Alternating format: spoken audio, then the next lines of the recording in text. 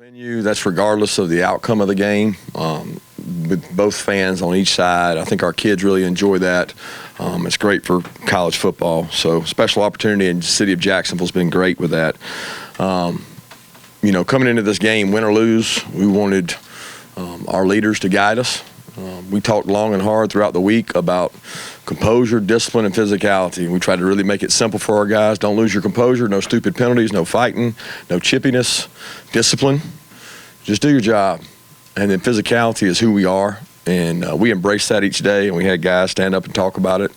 And then we delivered a good message to them, I thought, Thursday and Friday about Michael Johnson, the great track sprinter, probably one of the greatest athletes to play, track athletes to ever be in the U.S. uniform. And he embraced the pressure. He embraced it. He wore gold shoes with the expectation that he was going to win both races, the 2 and the 4, and we kind of showed him a special about that. And I really thought our players embraced the challenge today. Block the outside noise. We know that we control how we play. We control what we do by how we play, and the outside noise is just that. And our kids grinded and worked hard, so I'm proud of them. Played really physical, played really hard, and give Florida a lot of credit. That's a really good football team. I got a lot of respect for Dan and their program. They do a tremendous job. But our kids were resilient today, and I think you guys saw that firsthand. Kirby, can you talk about just Jake and third down and your offense and third down today? Yeah, start with the positive. Third down was really good. We were able to convert some big third downs. Some down and distances that they've been really good on third and long. Tebow talked about it this morning on SEC Nation, and it's tough to convert those long yardage third downs. But when Jake has time, he's really efficient. And I thought our receivers gained a lot of confidence throughout this game. We had all of them there and accounted for. They were all healthy. And they played well, too, to help Jake. But let's be honest, those good 5 guys up front were blocking some pretty good pass rushers one-on-one, and that was probably the difference in the game. Maybe as the week we're on, do you have an idea that Lawrence would be able to play as big a role as he did? I never doubted Lawrence would play. I had no idea what role that would take on. I didn't know how many hits he'd be able to take, how many blocks he'd be able to make. He's a warrior. He's a competitor, and I never doubted that. But I didn't know how big the role was. Shoot, I don't even know how many catches he had. So, I know he played big. He had 7 catches for 120 30s. When you look at That's that big. performance and you say the term warrior, what type of things do you see from him that makes you say that, and what did you see throughout the week in his determination to play in this game? Well, he was determined from the start. He was on the side running. He was doing things, wearing Kevlar pads. He did everything he could. Rehabbed every day. He did extra. He couldn't do any more than he already did to get out there and play. His biggest concern for me was conditioning, and he had to come out several plays. And there were some plays we'd have liked to have gotten to him that he wasn't able to sustain. It wasn't injury. It was conditioning. And you can condition on a bike and swim and run until you get out there and run routes. It's different. And he was able to do a little bit of that, but probably not to the level he needed to. But just proud of him. He's a competitor. I've known him since he was in high school, and he had a big game, and so did a lot of other guys on that Georgia uniform. And then in terms of pretty well limited the Florida running game, and what would you say about the pressure you got on Travis? I know he gets rid of the ball really quick. Yeah, I thought that was the plan going in. We wanted to suffocate the run, make them one-dimensional. If you can make them one-dimensional, they're going to hit plays on you now. They got as good a group of receivers. I'm telling you, there's 4 guys that are going to be playing in the NFL of their wideouts, and I'm including the tight end. They got good wideouts, and that was my concern coming into the game. And we knew that we may have to give something up to get something back, but it felt like you had to play for the pass, and you had to stifle the run in order to make them one-dimensional, which the flip side of that was I didn't think they would be able to do to us, but early on it was almost mirror images. We couldn't run the ball, but we were able to throw it. You had to stick with it. Was this one of those things with the run game where you just got to keep going? Oh, you got to. If you don't run the ball in this league, pass rushers will chew you up. When they see pass every play, they'll feast. They're just like sharks in the water. They'll attack you. You got to keep them honest. You got to wear them down. And I know y'all don't believe in it, and y'all think it's boring, and y'all hate it, and it's not explosive. I get it, okay? But in this league, you got to be able to have the threat of that in order to sustain. And look, we have not arrived. We are not. We have to get better. There are a lot of things that we've got to work on, and we got some really tough teams coming up to play. And that's what I reiterated to our guys. How about that Brian Harrion catch? Looked like he had a front row view. I've seen quite a few of those. I'll be honest with you. That guy has got a skill set. I mean, he talks about it from baseball all the time. I saw it. I saw him in high school playing basketball. I've seen him do catches like that, crazy catches, and it actually didn't surprise me that he made it because he's Houdini when it comes to some of those. Maybe 36 late, you decide to throw it. You could have run it, Gators were out of timeouts. Just throwing it to Wolf, and how tough is it for a guy like Wolf, hadn't been targeted, to make that catch at that point in the game? It was clutch. He wanted it. He's been eating himself up, from a couple of the drops he had, the South Carolina one and things like that. He ran a great route, and I mean, we knew what coverage they were going to be in. We knew how they were going to play us. Todd thinks very similar to how I do, and we felt like that's the philosophy. You try to win the game when you get an opportunity to, and that was our chance to win the game. Now, if we don't complete that pass, y'all are all sitting here saying, "What'd you do that for?"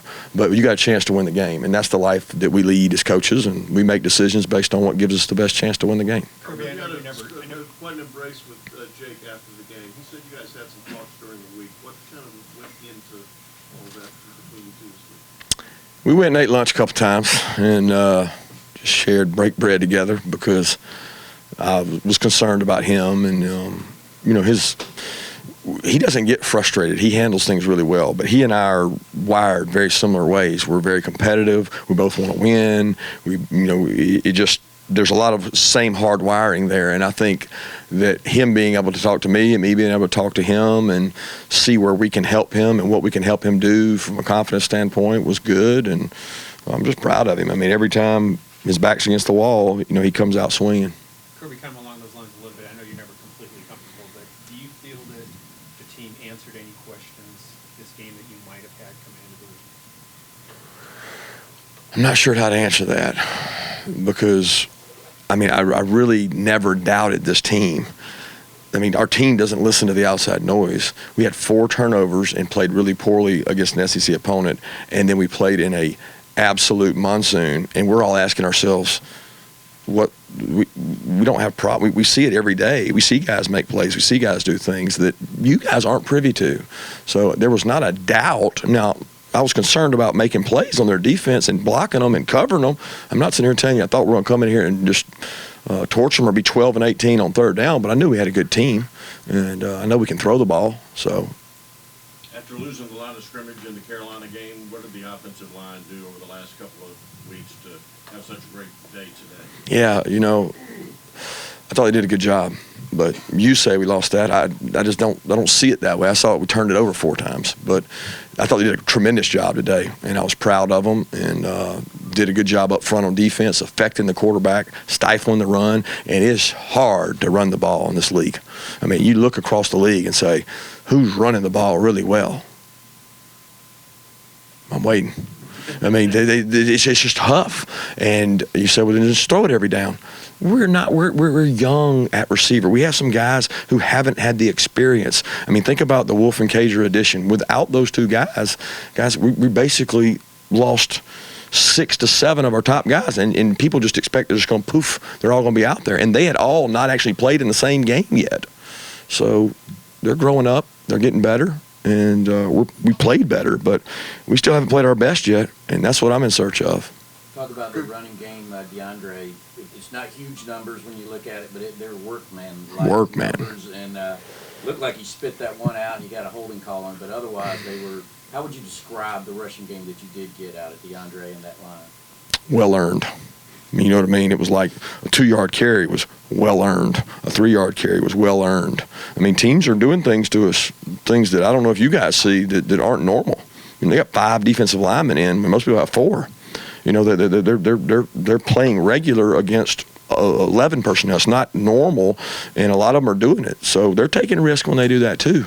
We've got to find more ways to expose that and do a good job. But they know that we're hell bent on running it, and they're hell bent on stopping it. And there's 2 ways to go head to head. And had we not converted third downs real well today, we might be sitting here talking otherwise. Jake was talking about, early on he said, are we going to do a lot of chipping? And you guys told him, hey, you got some pretty good tackles, and now your tight ends end up making some very big plays they might not have been making because they've been chipping. How much you talk about putting it on those tackles and just blocking those guys. Yeah, I thought Coach Pittman did a wonderful job last night. His offensive only meeting, I get to sit in on Friday nights and leave the defense alone so they don't get sick of me. And he stood up. Sam never talks. And Sam said, I want to say something. You know, I'm just a fat O-line coach. I don't know anything. But they asked me early in the week, do we need to protect these guys and, you know, take the backs and take the tight ends and chip these guys? And I told them offensively that we ain't going to do that. We're going to let these guys go play. We're going to let them play in space, and we're going to block them. And I'll be danged if he didn't do that. And, you know, our guys pass pro pretty well. I mean, I've known that. I mean, again, there's criticism out there about pass protection, but our guys pass pro pretty well, and they showed that tonight. We just made plays, you know, down the field with the pass pro. Going back over to Major, looking back at when y'all got him from Miami, I know that Coley coached him and everything, but did you kind of have an expectation for this, or is this far beyond what y'all could have expected? I didn't really know what to expect. I'd be lying to you if I did. I knew the size, he matches up well with Jake, things he does well or things that Jake does well. It wasn't like he had just an unbelievable camp. I mean, we were like, shoot, man, I don't know, what's this guy going to be? Is he going to be the guy? Is he going to be one of the guys? And he's emerged. That's a really good player for us, and he's such a competitor. Just going back to that post game, after the game, and seeing the turnout, crowd, fans, what does that tell you? What does that say to you about this?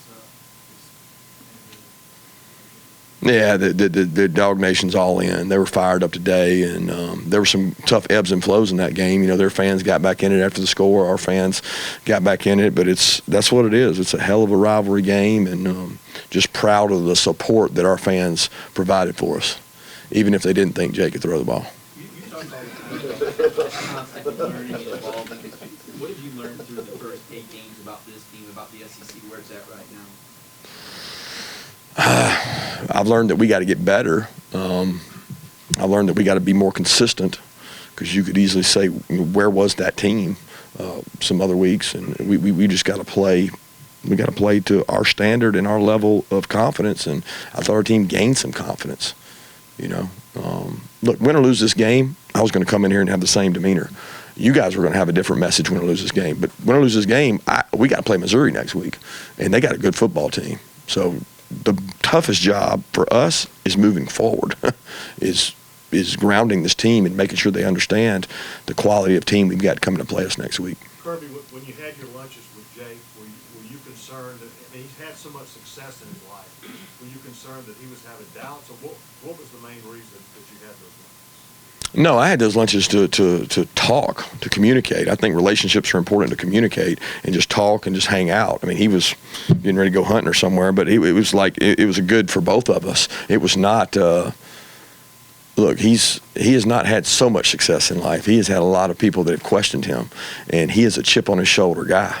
And y'all seen it over and over again, where people doubt and continue to doubt, and he continues to rise above. He's not a silver spoon fed kid. He's a working kid, and he works himself into it and wills himself into it, and just really proud of the way he played and led our team, and a lot of others. I'm not saying it's just Jake, but Jake has a lot of pressure on him.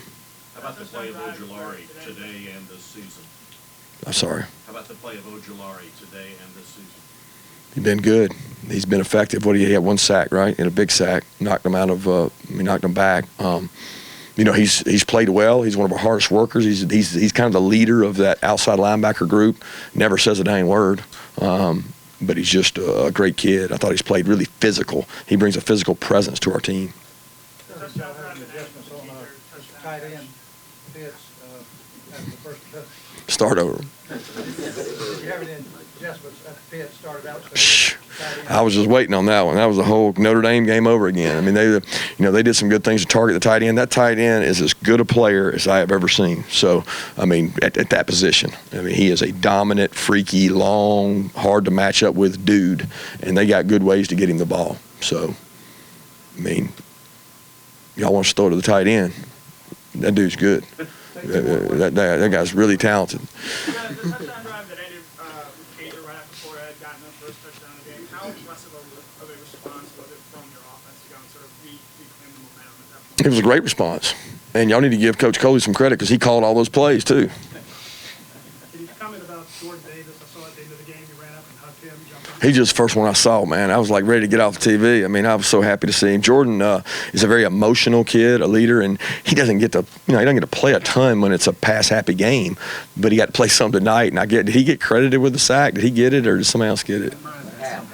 Half, but I mean, I didn't think he was ever going to finish celebrating. He was just so happy, and that doesn't happen very often for a guy like that. But he gave an emotional talk to the team in the locker room when we got here, and he's a very articulate, intelligent, humorous guy, and he's been a great addition to our team. And he has to continue to work because if we could get him a little lighter, he could really be a force. I mean, we've got to shed some pounds. Thank you. Thanks, guys.